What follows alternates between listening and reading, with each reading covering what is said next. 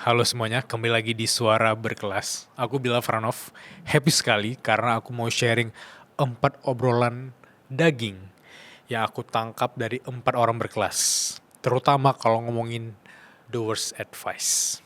Yang pertama, ketika aku ngobrol dengan Kak Vina Mulyana, aku nanya kan, the worst advice. Dan dia bilang tentang follow your passion. Kenapa follow your passion itu the worst advice? Ternyata baik dari kita tuh mikir passion itu tuh di depan, kayak aku passion terhadap sepak bola, terhadap renang, terhadap padel, maka aku harusnya bisa dapetin uang di sana, aku bisa hidup di sana. Belum tentu teman-teman.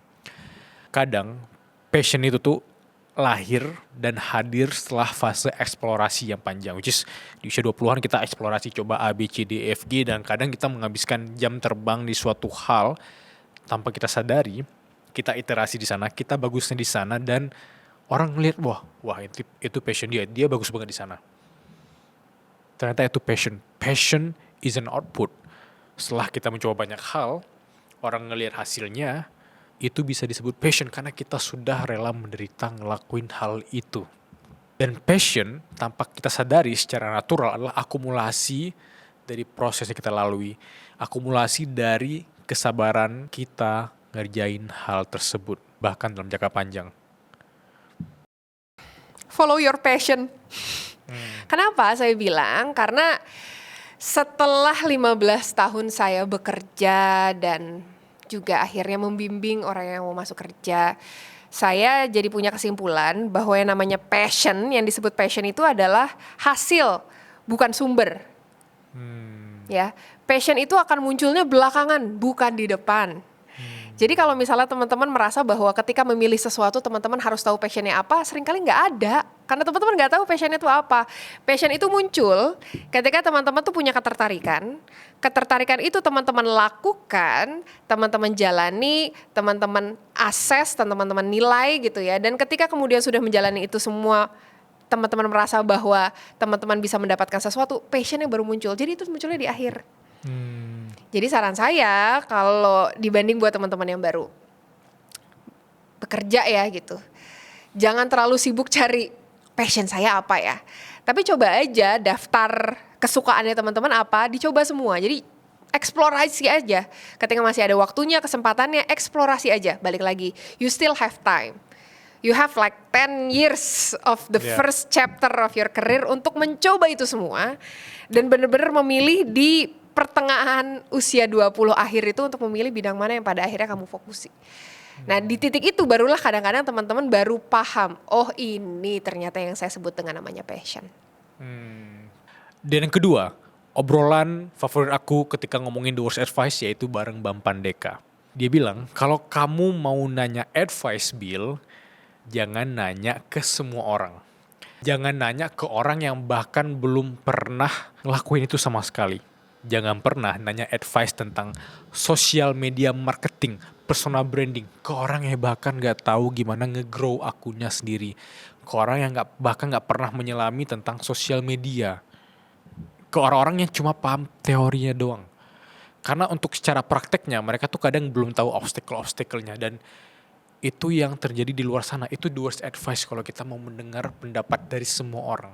Oleh karena itu, kalau kita mau naik kelas, kalau kita mau naik level, mau berkelas, kuncinya yaitu selektif terhadap siapa nih yang kita butuh pendapatnya. Kita tanyain ke siapa.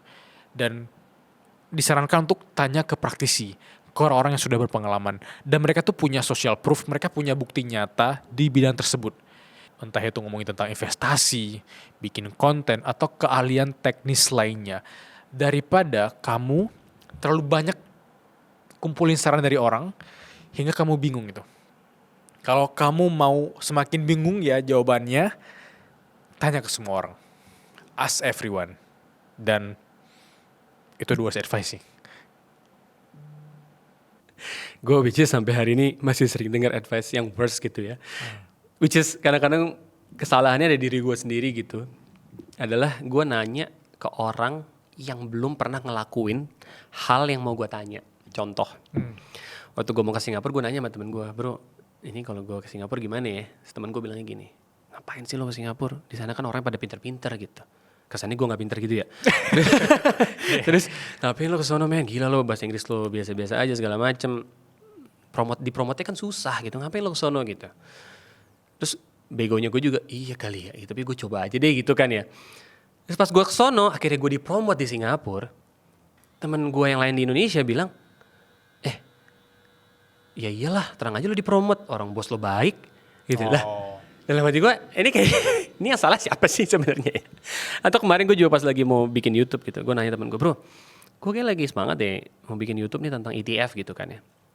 Temen gue cerita, mana ada orang yang tahu ETF di Indonesia? Orang mah taunya kripto saham Indonesia, mana dia mau dengerin nanti, pikirin deh yang lain-lain, topik yang lain deh segala macam. Dalam hati gue, bego juga gue nanyain ke dia, orang dia kagak punya YouTube gitu ya. Ngapain gue nanyain temen gue gitu. Gitu.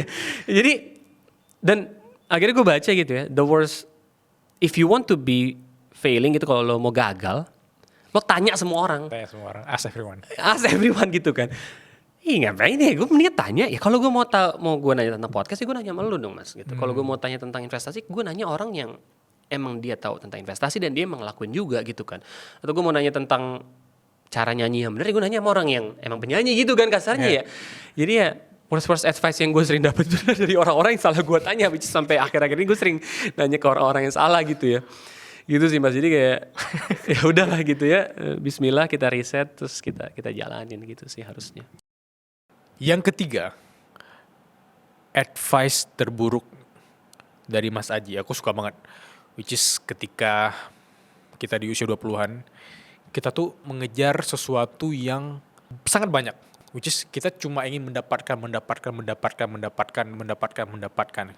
Kita terlatih untuk mengejar materi. Akhirnya apa? Banyak dari kita tuh tidak siap dengan kehilangan. Karena kita terlalu attached dengan hal itu. Terikat dan kita ngerasa kita punya kepemilikan 100% terhadap suatu hal. Dan menurut Mas Aji, semakin kita dewasa, itu berarti kita punya kemampuan untuk berani melepaskan.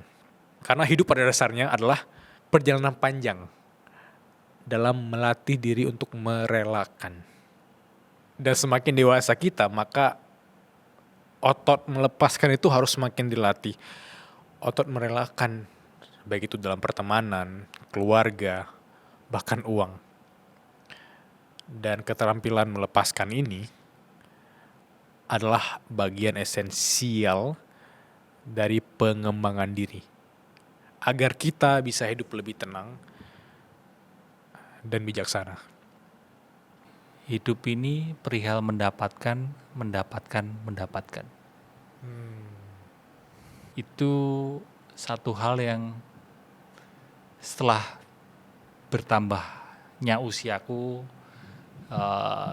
sebatas hidupku selama ini, aku ngelihat kok kayaknya kurang tepat ya gitu. Karena ternyata hidup ini juga perihal melepaskan, juga perihal kehilangan. Kenapa itu aku anggap sebagai worst advice? Karena kalau seandainya aku menghidupi advice itu, maka sepanjang hidupku ya aku hanya berusaha untuk dapetin, meraih, becoming, getting. Padahal justru kelihatannya semakin bertambahnya usia, hidup ini kan juga banyak momen-momen yang perlu melepaskan kan. Dan aku ngelihat juga ada banyak orang yang karena tidak terampil melepaskan, jadi dia mengalami momen mesti melepaskan, mesti menghadapi kehilangan. Karena dia tidak terampil menghadapi momen itu, justru menjadi orang yang jahat. Ya. Maka ya ada kalanya kita mendapatkan, tapi ada kalanya kita memang perlu melepaskan. Sehingga kalau saya boleh menyesuaikan advice itu, bukan hanya mendapatkan, tapi hidup ini kita perlu belajar melepaskan. Karena barangkali hidup ini adalah perjalanan melepaskan sebenarnya. Latihan untuk melepaskan. Iya. Di akhirnya nanti kita melepaskan badan kita kan. Sebelum di akhir nanti ketika kita Jadi orang tua kita perlu melepaskan. Yang keempat, the last but not the least, yang aku suka banget the worst advice-nya yaitu dari Ustadz Jojo. Dia bilang, udah hidup ini tuh mengalir aja gitu. Justru pola pikir yang pasif ini bikin seseorang hanya mengikuti arus tanpa memiliki kendali atas arah hidupnya sendiri. Sehingga kita tuh mudah sekali terombang-ambing oleh lingkungan di sekitar kita. Kita nggak punya pendirian, dan kita jadi manusia yang hilang arah. Tidak punya integritas. Karena orang gampang sekali mengelabui kita. Seharusnya, setiap individu itu punya value diri yang dia pegang gitu. Serta dia punya semacam persona branding yang kuat. Ketika orang lain itu mau mengajak kamu ke A, B, C, kamu tuh berani say no. Karena kamu punya persona branding dan value hidupmu sendiri gitu. Kamu bukan tipe orang yang gampang ngikutin arus, ngikutin tren, terombang-ambing. Dan itu yang aku maksud prinsip berkelas. Dengan punya prinsip berkelas ini, itu seseorang itu nggak akan terjebak dalam perilaku yang merugikan dirinya sendiri. Aku ulangi, kamu nggak akan terjebak dalam perilaku yang justru bisa merugikan dirimu sendiri dan orang-orang di sekitarmu. Ya itu hidup tuh seperti ngalir aja seperti air.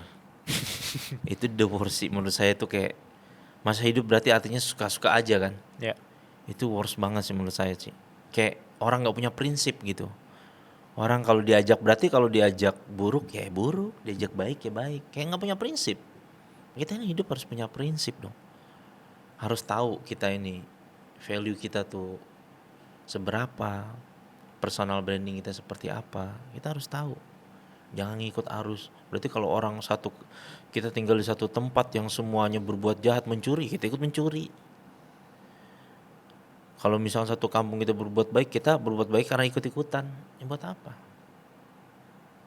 So, terima kasih banyak sudah menonton video ini sampai di menit ini. Aku harap video ini nggak cuma berhenti di kalian, share juga ke teman-teman yang mungkin lebih membutuhkan. Aku Bilal Farnov, sehat terus semuanya. Assalamualaikum.